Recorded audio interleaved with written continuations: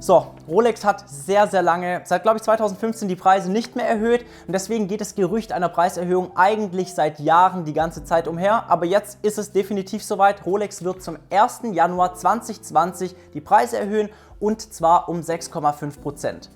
Jetzt sage ich euch ganz kurz, was das so für die allergängigsten Rolex-Modelle preislich bedeutet und danach beantworten wir noch so die häufigsten Fragen, die jetzt im Zusammenhang mit dieser Preiserhöhung aufkommen und ich wünsche euch viel Spaß dabei.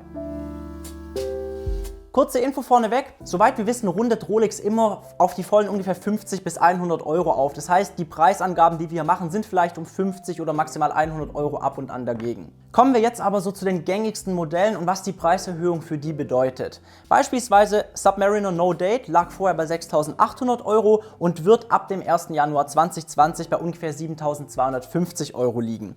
Für die Datumsvariante der Submariner geht es von 7.750 Euro auf 8.250 Euro, für die Hulk von 8.200 Euro auf 8.750 Euro und beispielsweise die Pepsi und die Batman werden von 8.400 Euro jeweils auf runde 9.000 Euro erhöht.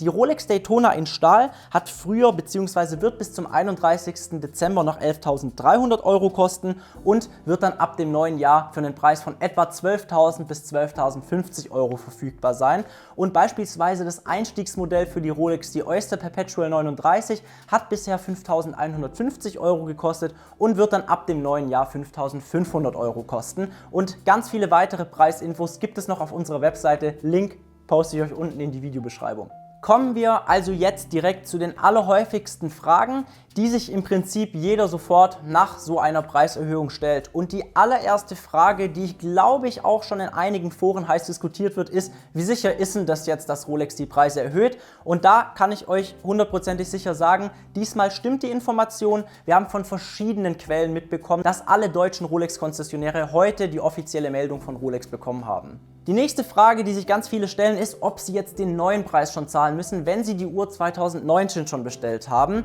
Und offiziell leider ja, da die Bestellungen im Normalfall unverbindlich sind. Das heißt, wenn du jetzt beispielsweise am 10. September eine Rolex GMT Master 2 Pepsi bestellt hast, die damals noch 8.400 Euro gekostet hat, dann wirst du, wenn du sie nach dem 31.12.2019 holst, die neuen 9.000 Euro zahlen müssen. Natürlich steht es jedem Rolex-Händler frei, auch Rabatte zu geben, sodass der praktisch nur die alten Preise zahlen muss. Aber ganz ehrlich ist es besonders bei diesen super gefragten Modellen sehr, sehr unüblich. Die nächste Frage, die sich viele stellen, ist, kann ich aufgrund der Preiserhöhung jetzt von meiner Bestellung zurücktreten? Und wie wir bereits in Frage 1 ja mehr oder weniger geklärt haben, sind die meisten Bestellungen eigentlich eher unverbindliche Anfragen und somit für keine der beiden Seiten bindend. Sollte aus irgendeinem Grund jetzt aber eine verbindliche Bestellung vorliegen, dann habt ihr für diese verbindliche Bestellung auch den Preis bereits bestätigt bekommen und in diesem Fall würdet ihr praktisch nur den alten Preis zahlen, auch wenn die Bestellung erst 2020 eingelöst wird.